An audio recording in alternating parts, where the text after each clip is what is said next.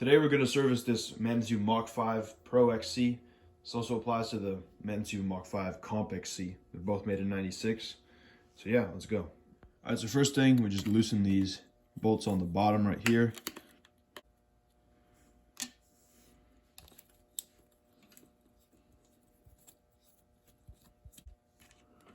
Okay, so now we want to loosen these top caps. They could be pretty tight, so you could use a vice grip if they're too tight. But if you don't want to screw up with those little ridges there, you can use like a paper towel or just a regular towel around here. Also just grip it here. Should be able to turn it pretty easily. Or you can also just put some WD-40 in there, should help. So yeah. Alright, so now once you got those off, there's just this little clip here and this other adjustment area. And then elastomers should just pop right out. There we go.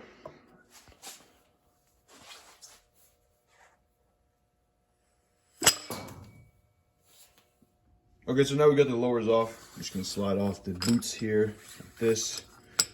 Should come off, and then we also have, oops, a foam ring. Now we also got these little clips. They should come off pretty easily.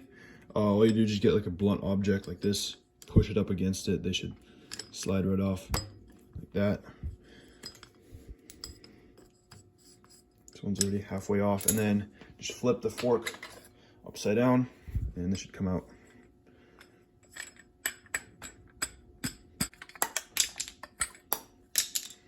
You can also take off the stanchions, but I don't need to, so yeah, there you go. All right, now we got everything all nice and taken apart. Let's talk about some replacement parts. The elastomers will have a kit available in the description. I'll make sure to link that. It also has the bottom out ones as well. The fork came with some foam rings over here. They're kind of dirty, destroyed, so I just have a pack of generic 28mm foam rings. Probably going to use those. They're meant for oil, but you know, we can just use them anyway. Boots, I'll have a link if they're around. They should be. You don't have to use them with boots, but you know, if you want different color ones, they'll also have those available. There's also seals on the lowers. These don't matter as much because this fork doesn't hold oil, and as long as they push away the dirt, you should be fine. These ones are red, which I don't know, maybe they could have been replaced in the 2000s or when these were available. If they are available in the future, I will make sure to have a link for them. And to remove them, you just grab a pick and pop off this little clip here. Like this. Clip pops out. Like that, and then you can just pop them out. Like this. So yeah, there you go. And now time for cleaning. For the boots, I like to use some soapy water and then just a toothbrush to get all the dirt off. Just make sure they're free of any water when you put them back on the fork, because that could just mess things up. And also for the lowers, I like to get some acetone, and I like to get a long pliers like this and put a towel on the end of it. You could rubber band it or something. And you can also use a screwdriver. I got this from RJ, shout out him. And clean out the inside of these bushings because they're very long. There's a huge bushings, and you want to make sure they're spotless so the fork runs nice and smooth. Also, make sure you take off the little seals if you're using acetone. Could like make them stiff over time. And also you can pop out these top bushings, which is pretty cool. Get them extra clean while they're outside. Same with all the internals. The last time, just clean them off with a paper towel. Make sure there's no dirt or dust on them. And you can use some kind of lighter cleaner. Same with the stanchions. You can pop them off if you wish to do so. If you want to polish this crown, that's a good idea. Pop them off so this doesn't damage the top here. So this is how you do it. Just get some acetone on there.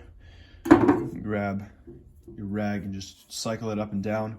So get rid of all the dirt, all the buildup down there. So yeah, just get it until it's nice and clean. You can change out towels for the final round. Just get all the dirt out first, and then you can switch to a cleaner towel to get it all perfect. There you go. All right, now I got everything all nice and cleaned down. All these parts weren't that dirty initially, so I just got some alcohol, cleaned them up. These were also pretty good condition. See, they're still springy, still have their shape. The boots, I just used some soapy water, and they came out really good. Just make sure there's no water in them when you put them back on the fork. And the lowers, they had a bunch of this black gunk inside of them, so just grab like a acetone rag like this, and you make sure you get it nice and clean in there, because that's where the bushing is right on. Yeah, pop these bushings out and makes them a lot easier to clean. Because the fork actually rides on two sets of bushings. These top ones right here, and there's one in the center down there. You can see a little ridge, and that's the other bushing it rides on. And remember, just check the description. I'll have the link for all the aftermarket parts you need for this fork. Yeah, and the original foam rings are kind of narrow compared to these oil foam rings, so I just cut one in half, and they seem to be the same size. And yeah, I got 4 of these blue elastomers, 2 of the pink ones, so I guess this is like a male fork or whatever. Let me know what gender your fork is. And yeah, time for assembly. Something you're gonna need is SRAM butter, like this, or I also like to use this Buzzy's Slick Honey. All right, so now starting off with the bushings, you don't have to grease the outside, you can just kind of pop these in. And I like to use SRAM butter for these bushings here. You don't have to use the honey stuff. I use that more for the wiper seals here. Sometimes I like to get a glove for my grease, or just dedicate one finger to it. You want to get it nice and good in here. And if you can also reach the ones in the middle at the bottom, those center bushings. Okay, and now you want to grease these up nice and good. You want to make sure the grease gets past these main bushings, and so it goes down to the lower bushings as well when you stick in the stanchions. And again, you want to make sure there's no dirt or dust before you put these on. Just run your finger down them. That's the best way to do it. You don't have to use a towel. That'll just put more dust on it. Now grab your red seals, pop these babies in. Should go in pretty easily. Then you got your clip. Pop these on as well. Okay, so the way you want to get these seals in, first you want to start to make sure the red seal is all the way down, pressed in all the way. It should be pretty easy to slide in. Now you want to get this part, you want to get the part that's like cut off right there, not the flat part. You want to dig it in, make sure it's in that groove. There's a groove that it goes into. And then you want to make sure that end is popped in. Then you want to go all the way around. You have to maintain a lot of tension. It should snap in. All right, now once you finally got your wiper seals seated in, now it's time for these shafts. Just grease them up and slide them in the stanchions. And remember, these don't need too much. I just put some on the outside of this ring here, on the elastomer on the bottom, because that's where it's going to touch. And grab them and pop them in.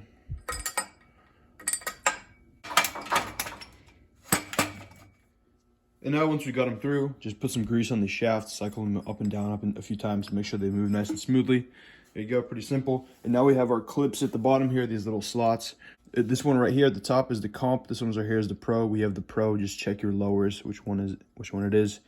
Slide these on like that, and put some grease on them as well. And now if you have them, we have our boots.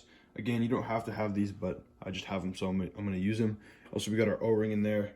You don't have to have that as well. Just experimenting with this other size. I would sometimes I like to grease up a little bit inside this lip just to make it slide a little bit better. Grab it and slide it on.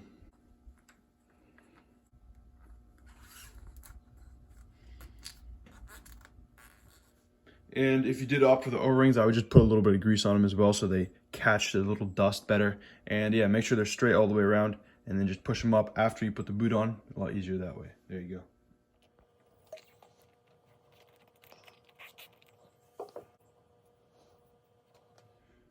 All right, and now it's time to put on the lowers. And remember, if you are riding in muddy conditions, you don't want to use these boots. Again, I don't think people are going to be using this fork for extreme purposes nowadays. Also, I have this Slick Honey stuff over here, which I'm going to use for the wipers as well as for the stanchions. Also, some SRAM butter. Make sure you get it on the bushings all nice and good. Make sure it's all nice and greased up, and then slide them on.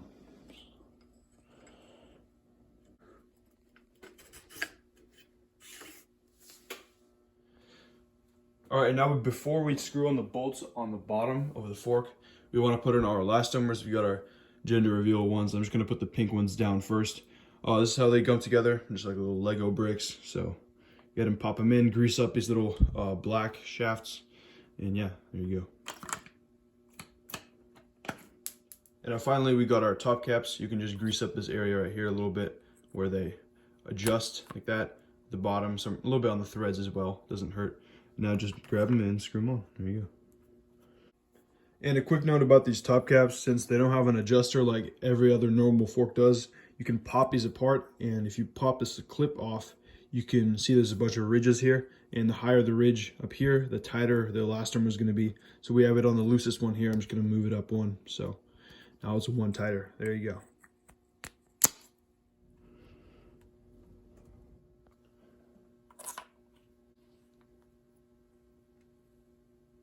All right, now once you got your top caps nice and snug over here, grab your bolts on the bottom here and screw them in until they're snug. There you go.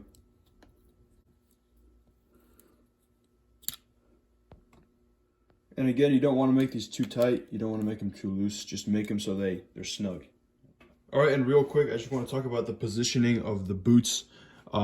Usually when you ride, the dirt accumulates in this area. So I like to position the air holes like this, 45 degrees away from, if you're sitting from the back like this, because the dirt usually doesn't go in this area. It usually goes in here and gets clumped up in there because of your tire. So just pop these down, make sure they go into the groove. All right, and now a hack to put them on, because you put them on like this and then they don't go on the other side. You just put them on right here, like 45 degrees away from the spot you want them to. Put them down and then just kind of rotate them so they seat all the way down like this. There you go. And yeah, there you go. Now it's all nice and rebuilt, ready to go. You want to cycle it around and make sure there's no weird clunks or scraping sounds. And remember, I'll have all the aftermarket parts listed in the description. Make sure to check that if you're wondering about replacing anything like the brake studs or, you know, the boots, elastomers, or whatever. And yeah, hope this video was useful. Hope it helped you out. And I'll see you guys in the next one. Bye.